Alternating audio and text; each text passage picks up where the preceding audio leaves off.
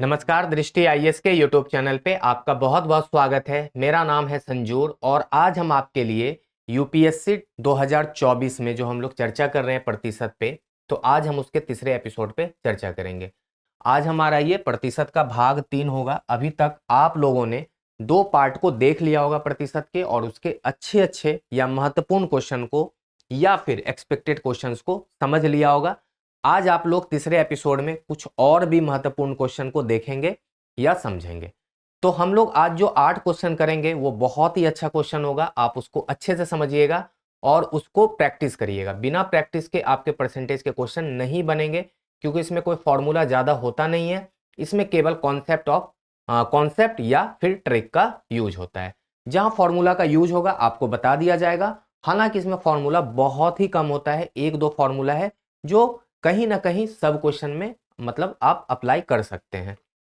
तो चलिए हम बिना देरी के आज के पहले क्वेश्चन को देखते हैं। और ये क्वेश्चन बहुत ही बेहतरीन है, एग्जाम से रिलेटेड है। सबसे पहले आप क्वेश्चन पढ़ते हैं। ए और बी एक परीक्षण के लिए उपस्थित हुए। प्रत्येक सही उत्तर के लिए 1 अंक दिया जाता है और प्रत्येक गलत उत्तर के लिए आधा अंक काट लिया जाता है। ए कुछ सवालों के जवाब देते हैं और उनके 10% जवाब गलत होते हैं। उसने 85% अंक प्राप्त किए, जो कि उत्तीर्ण अंकों से 6 अंक अधिक है। बी भी कुछ सवालों के जवाब देते हैं और उनके 20% जवाब गलत निकल जाते हैं। उसे 70% अंक प्राप्त हुए, जो कि उत्तीर्ण अंक से 3 अंक कम है। और कहा गया है कि अनुत्तरित मतलब अनअटेम्प्ट या अनआंसर्ड क्वेश्चन के लिए कोई भी अंक नहीं दिए जाते हैं या फिर नहीं काटे जाते हैं। तो पासिंग मार्क्स क्या है, पास अंक क्या है? क्वेश्चन समझ आ गया होगा कि एक एग्जाम में सही उत्तर के लिए 1 अंक दिया जा रहा है, और अगर आप क्वेश्चन गलत कर देते हैं तो आपके आधे अंक पेनल्टी के रूप में काट लिया जाता है, और वो जो अंक होता है वो सही अंक का ही कटता है। आपके उस प्रश्न के अंक तो वैसे भी कटने हैं क्योंकि आपने गलत दिए हैं जवाब, और आधा अंक आपके पेनल्टी के रूप में और कट जाते हैं, जो सही क्वेश्चन का मार्क्स होता है। उसके बाद कहा गया कि एक व्यक्ति कुछ सवालों के जवाब देते हैं और उसके 10% जवाब गलत हो जाते हैं। उसे 85% अंक प्राप्त किए, जो कि उत्तीर्ण अंकों से 6 अंक अधिक है। बी भी कुछ सवालों के जवाब देते हैं और उनके 20% जवाब गलत निकल जाते हैं और उसे 70% अंक मिलते हैं, और जो उत्तीर्ण अंक से 3 अंक कम है।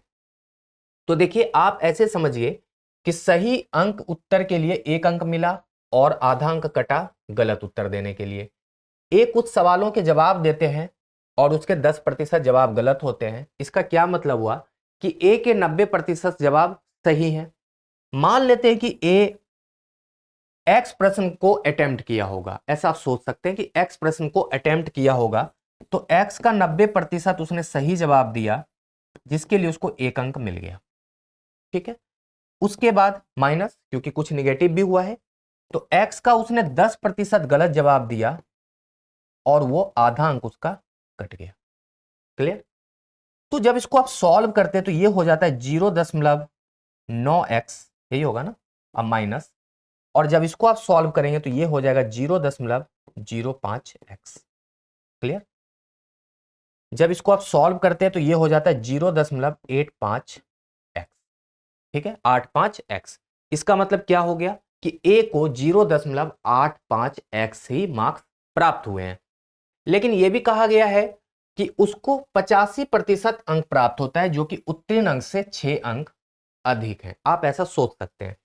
तो ए को 85% अंक प्राप्त हुआ। मान लेते कि वो जो एग्जाम हुआ था वो जेड अंक का हुआ होगा, जेड मार्क्स का, तो जेड का उसने 85% प्राप्त किया, तो उसको कितना मिल गया? 0.85 जेड। तो हम कह सकते हैं ना यहां पे कि 0.85x ही यहां पे 0.85 जेड के बराबर है। आप इसको कह सकते हैं, इसमें कोई भी समस्या की बात नहीं है। अब दूसरा कंडीशन है, बी जो व्यक्ति है वो भी एक्स क्वेश्चन को अटेम्प्ट किया, या वाई मान लीजिए, उसके लिए उसने वाई क्वेश्चन को अटेम्प्ट किया होगा और उसने कितना गलत कर दिया है? 70% अंक प्राप्त करता है और 20% जवाब गलत निकलते हैं। मतलब उसने 80% सही जवाब दिए, जिसके लिए उसको 1 अंक मिला, लेकिन उसने 20% जवाब गलत दिए, जिसके लिए उसके आधे अंक कट गए।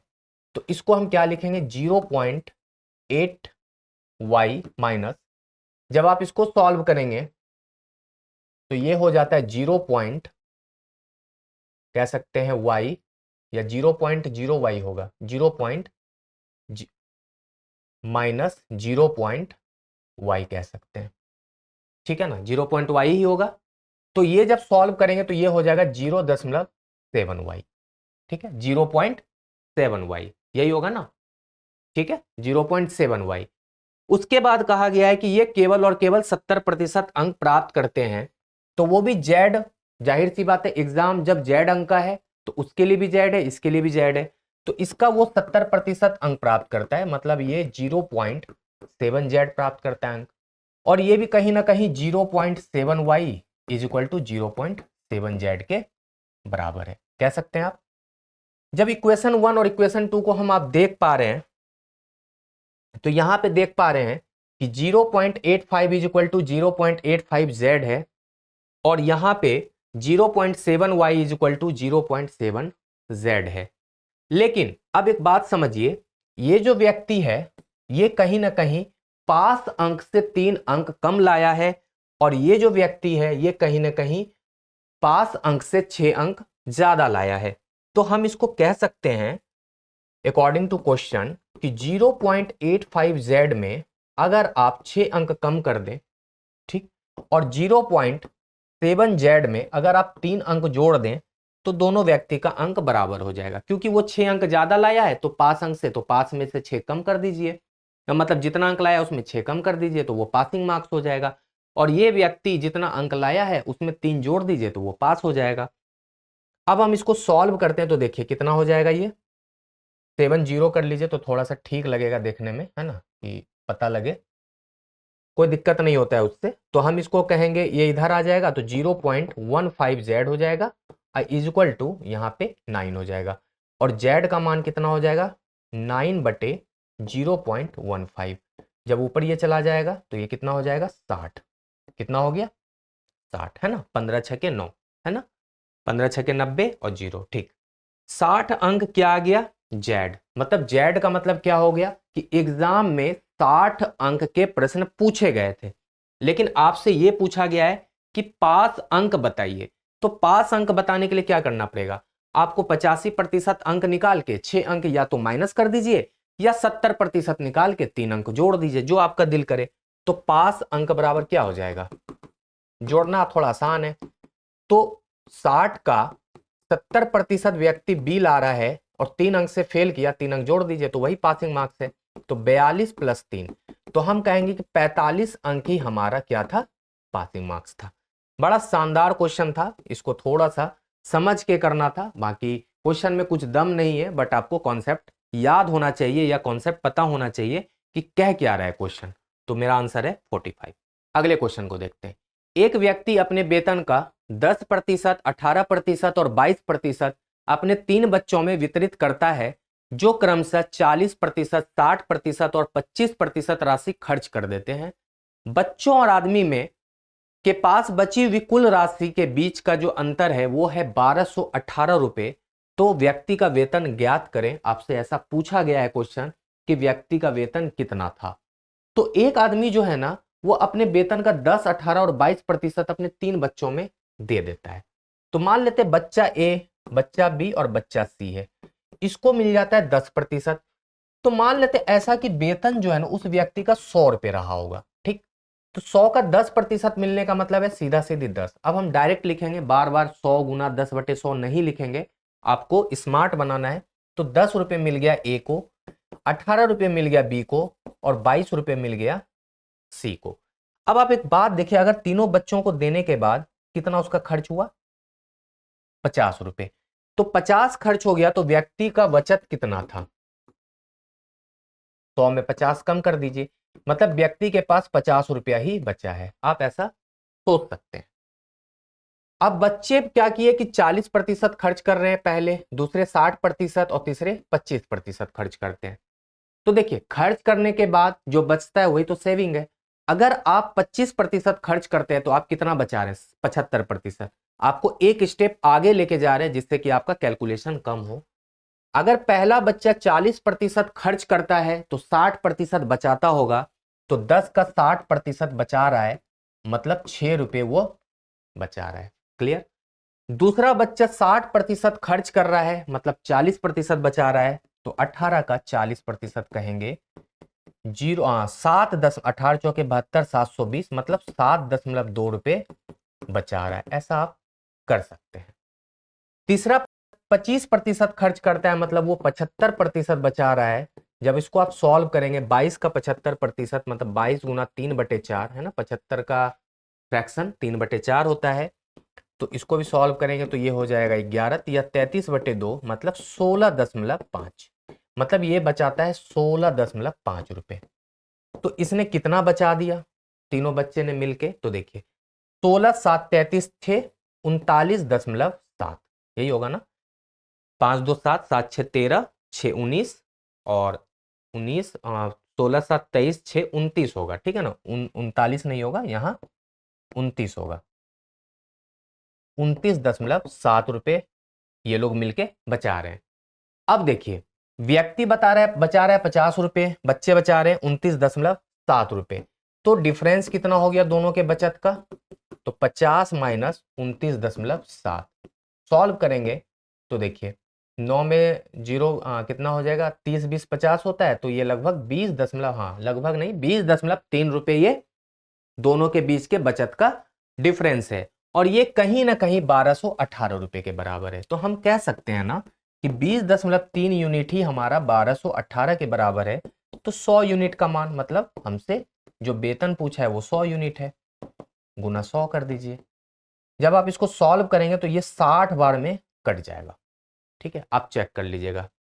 तो 60 गुना 100 कितना हो जाता है, 6000। मतलब व्यक्ति का जो वेतन था ना वो कहीं ना कहीं 6000 के बराबर था, जिसमें कि वो ये सारे ऑपरेशंस किए थे। अब है पेट्रोल की कीमत में 25% का इजाफा हुआ है। प्रियस ने पेट्रोल खरीदने के लिए उसने खर्च से केवल 10% अधिक खर्च करने का फैसला किया है। तो प्रियस की पेट्रोल खपत में कितने प्रतिशत की कमी हुई है?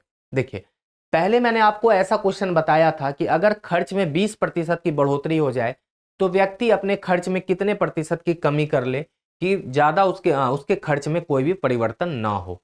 बट यहाँ पे कंडीशन ये था कि एक व्यक्ति के पेट्रोल के कीमत में, ठीक है, या पेट्रोल की कीमत में 25% का इजाफा हो जाता है, तो वो व्यक्ति क्या है ना कि 25% इजाफा हो जाने के बाद वो कुछ हद तक अपने खर्च को बढ़ाने की कैपेसिटी रखता था।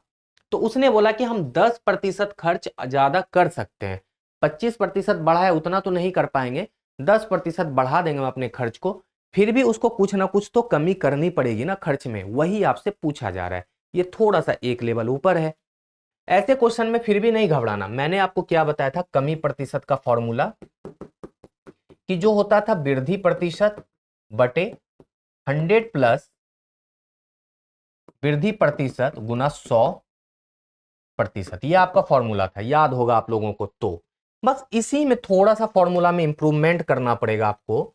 इंप्रूवमेंट ये करना है कि वृद्धि प्रतिशत जो है वो तो है ही, कितना है, 25। क्लियर? और उसने कितना बढ़ाने का खर्च किया है, 10। मतलब अगर सोच लीजिए कि अगर 100 से पेट्रोल की कीमत 125 हो जाए, यही है ना, 125 हो जाए, व्यक्ति 100 से अपने खर्च को कितना करने का फैसला किया है, 110। क्लियर? कितना खर्च करने का फैसला किया है, 110। तो अभी भी उसको कितना कम करना पड़ रहा है खर्चा, 15 रुपए। कितना करना पड़ रहा है, 15 रुपए। तो कहीं ना कहीं उसका 15 रुपए खर्च में वृद्धि है, मतलब होना चाहिए। तो वही चीज है यहां पे, क्या होगा ना, वृद्धि प्रतिशत का मतलब यहां पे हो जाएगा इसके और इसके बीच का डिफरेंस। तो आप यहां पे बस डिफरेंस करेंगे, 25 माइनस 10 बटे बाकी 100 प्लस वृद्धि प्रतिशत वही रहेगा, 100 प्लस 25 और गुना 100। बस फॉर्मूला में थोड़ा सा इंप्रूवमेंट क्या रहा, व्यक्ति जितना बढ़ा रहा है ना खर्च, उसको उसमें माइनस कर दीजिएगा। तो इसका आंसर क्या हो जाएगा, देखिए 15/125 गुना 100, बस आपका आंसर आ जाएगा। 25 चौके 25 पंचे 5 तिया 15, मतलब 12% उसको अभी भी खर्च में कमी करनी होगी। तो मेरा सही जवाब है 12%। था ना बढ़िया क्वेश्चन? 60 कर्मचारियों और 18 प्रबंधकों की एक कंपनी में प्रत्येक कर्मचारी को कुल कर्मचारियों की संख्या का 25% मिठाइयां मिलती है और प्रत्येक प्रबंधक को कर्मचारियों की कुल संख्या का 30% मिठाइयां मिलती है। सभी प्रबंधकों को मिली मिठाइयों की कुल संख्या सभी कर्मचारियों को मिली मिठाइयों की कुल संख्या का कितना प्रतिशत है। क्वेश्चन समझ गए होंगे आप लोग। एक कंपनी है, उसमें दो तरह के एम्प्लॉय है, एक है कर्मचारी और एक है मैनेजमेंट के लोग। 60 हैं कर्मचारी, 18 हैं मैनेजमेंट के लोग। उसके बाद कहा गया है कि प्रत्येक कर्मचारी को कुल कर्मचारियों का मतलब इसकी बात हो रही है, ध्यान रखिएगा, ये कर्मचारी में नहीं आ रहे हैं, का 25% मिठाइयां मिलती है और प्रत्येक प्रबंधक को कर्मचारियों की कुल संख्या का, इस पे याद रखिएगा यहां प्रबंधकों की कुल संख्या नहीं है, इसी में गलती हो जाती है। सभी प्रबंधकों को मिली मिठाइयों की संख्या जो है ना, वो सभी कर्मचारियों की मिली मिठाइयों की संख्या का कितना प्रतिशत है। तो सबसे पहले ये देखेंगे कि कर्मचारी को कितना मिठाई मिला है। कितने कर्मचारी है? 60। 60 कर्मचारी को प्रत्येक कर्मचारियों की कुल कर्मचारियों की संख्या का 25%, तो एक कर्मचारी को कितना मिठाई मिलेगा? 60 का 25%, है ना। प्रत्येक कर्मचारी को पर कुल कर्मचारियों की संख्या का 25%, और कर्मचारी कितने हैं? 60। सॉल्व कर दीजिए, मतलब 900 मिठाई तो यहां मिल गया कर्मचारी को। उसके बाद प्रबंधक के लोगों को कितनी मिठाई मिली है?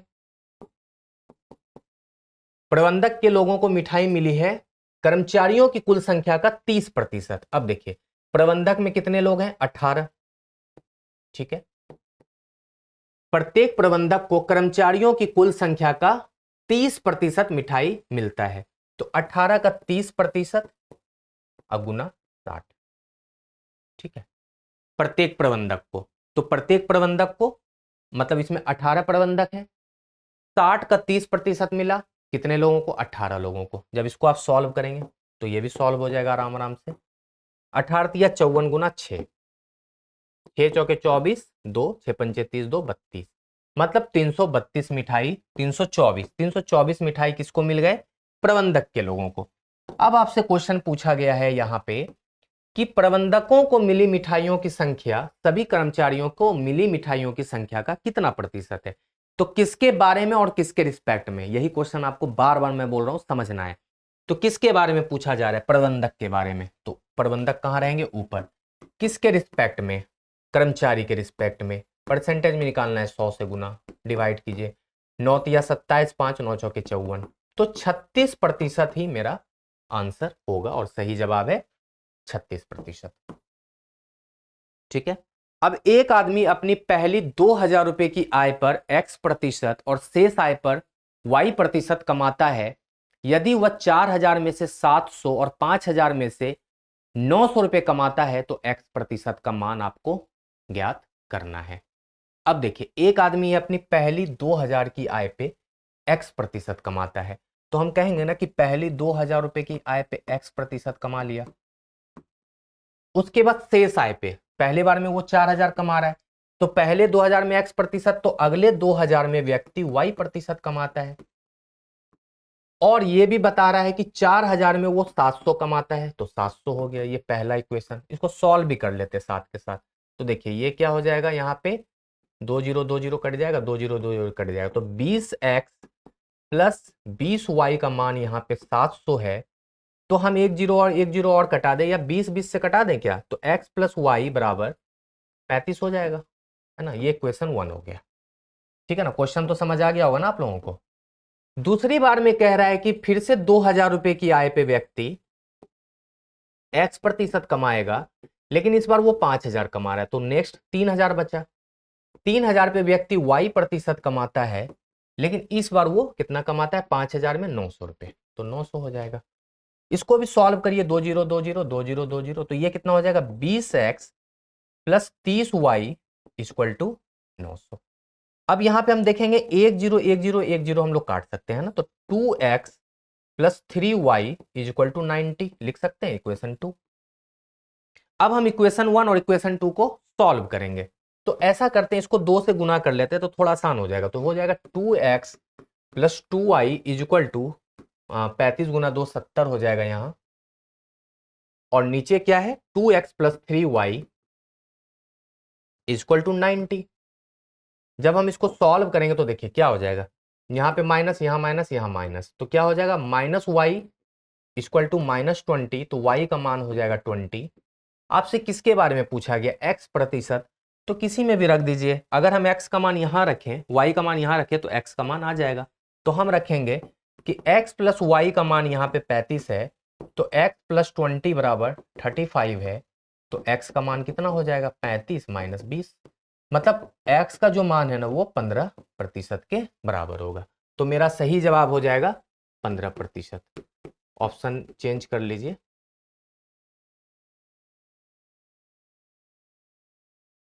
ठीक है ना, तो x का मान कितना हो जाएगा 15%, तो मेरा ऑप्शन नंबर ए यहाँ पे सही हो जाएगा।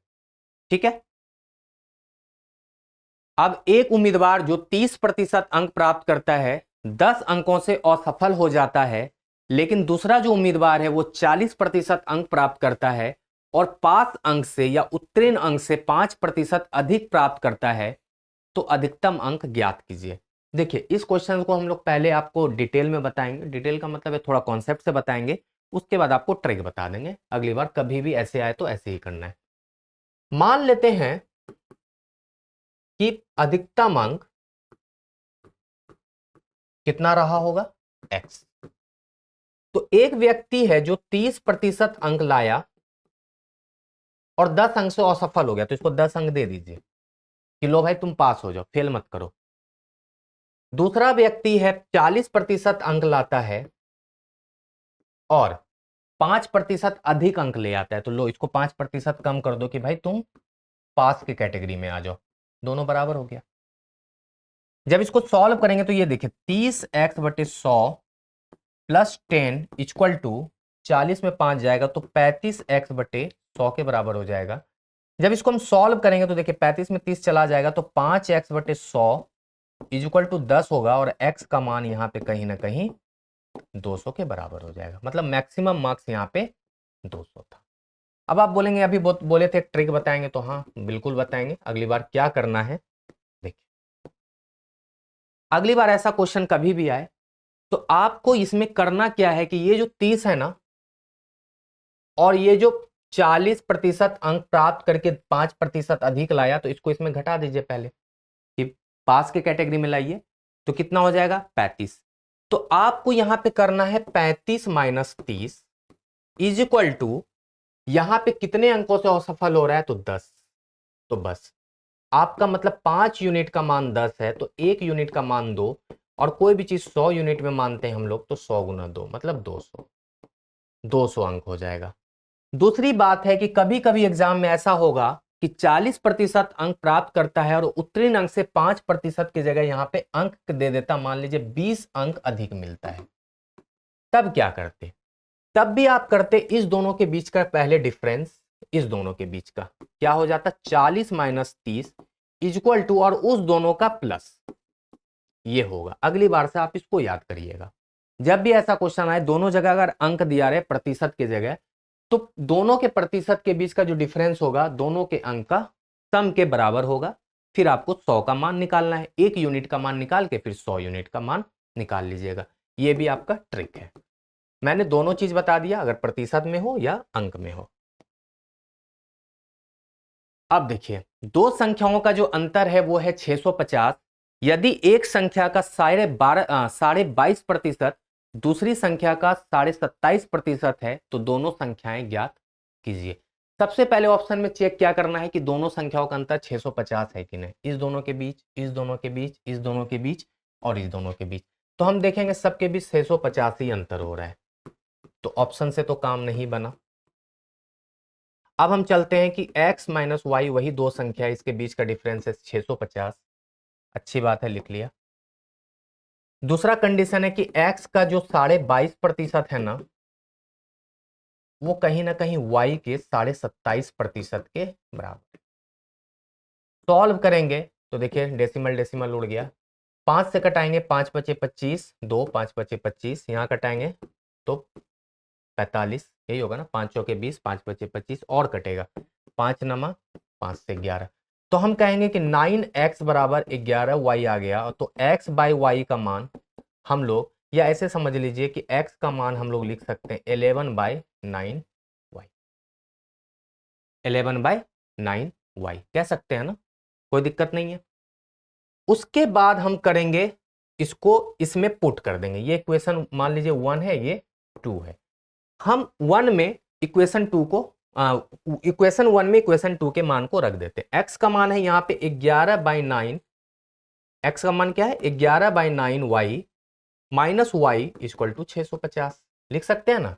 तो यहाँ पे हो जाएगा 11y माइनस 9y बटे 9y इक्वल टू 650। तो y का मान क्या हो जाएगा, देखिए 650 गुना 9 बटे 2 हो जाएगा ना। सॉल्व कीजिए तो ये देखिए 2 तिया 6, तो 9 पचे 45, 4 9 दूना 18, 4 22, 2 9 तिया 27, 2 29, मतलब 2925 जो है आपका y का मान आया।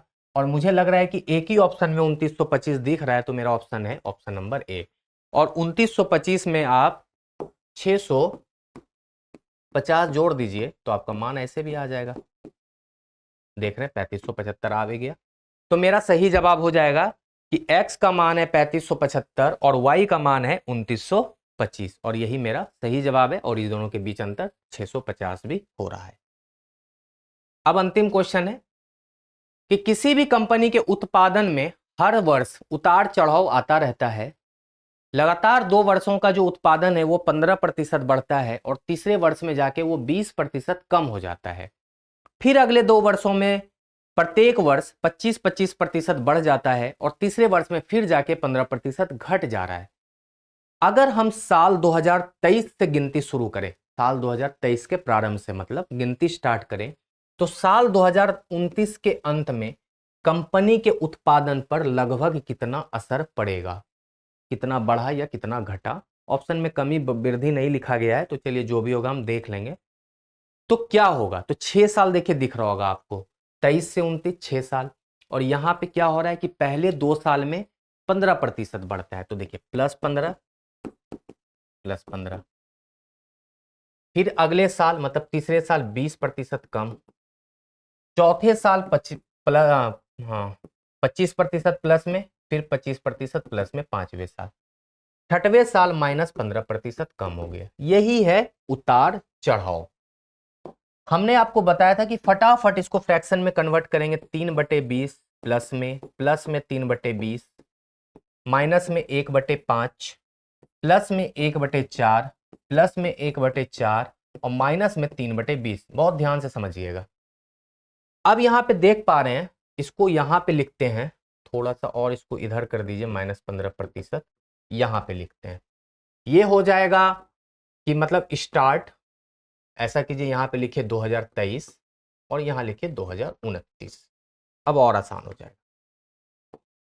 पहले देखिए 3/20 है, मतलब बढ़ा है, ये 20 था 23 हो गया, तो 20 से 23 हो गया। फिर आपका 20 से 23 दोबारा हुआ, 3 बढ़ा। फिर आपका 5 से ये 4 हो गया। फिर देख रहे 4 से 5 हो गया। फिर देख रहे 4 से 5 हो गया और 20 से ये 17 हो गया। बस यही आपको करने आना चाहिए। ठीक है, हो गया ना 6 साल। 23 से 24, 24 से 25, 25 से 26, 26 से 27, 27 से 28, 28 से 29, काम खत्म। बहुत मजेदार क्वेश्चन होता है ऐसा। देखिए 5, 4 से 4, 5 से 5 कटा दीजिए, इधर उधर आप काट सकते हैं, कोई दिक्कत नहीं है। 5 से 4 कट गया। यहाँ पे 20 गुना 20 400, 400 गुना 16 6400 हो गया ये। यहाँ करेंगे तो 23 गुना 23 529 गुना 17 कर लीजिए। 9 सते 63 6, 9 7 दूना 14 3 17 1, 7 पचे 35 1 36, 9 2 5, 6 9 7 16, 6 2 8 1 9 और 5 3 8, कितना हो जाएगा 8966। देखिए मतलब कहीं ना कहीं यहाँ पे वृद्धि ही शो हो रहा है कि 6400 कंपनी का मूल्य था, उत्पादन था 6400, कमी वृद्धि उतार चढ़ाव के बाद लास्ट में 8966 हो रहा है। मतलब कंपनी में वृद्धि ही है ऑटोमेटिक, देखा जाए ऐसे भी। तो 8900 हो गया 66, 6400 से तो कितनी वृद्धि हुई, तो वृद्धि प्रतिशत ही निकालना है ना आपको। तो 8966 में 6400 घटाइए 6400 के रिस्पेक्ट में निकालना है गुना 100, अप्रोक्सीमेट में लाना है, कोई दिक्कत नहीं है। घटा देंगे तो 6 6 9 में 4 गया 5, 8 में 6 गया 2 बटे 6400, यहाँ गुना 100 है तो इसको घटा दीजिए। तो 64 से हम 2566 को डिवाइड कर लेते हैं। 4 बार में हो जाएगा, देखिए 4 चौके 16, 6 चौके 24, 1 25। अच्छी बात है, ये तो पूरा कट गया। यहाँ 0 रखना पड़ेगा, फिर यहाँ 6 रखना पड़ेगा, ठीक है। और यहाँ पे हम डेसिमल लगाएंगे तो यहाँ 0 रख लेते हैं, तो 64 मतलब 40 दशमलव कुछ आ रहा है। तो हम कह सकते हैं कि लगभग 41% ही हमारी बढ़ोतरी होगी। आप एक बार कैलकुलेशन चेक कर लें, कुछ गड़बड़ तो नहीं है। 23 गुना 23 529 ही होता है ना।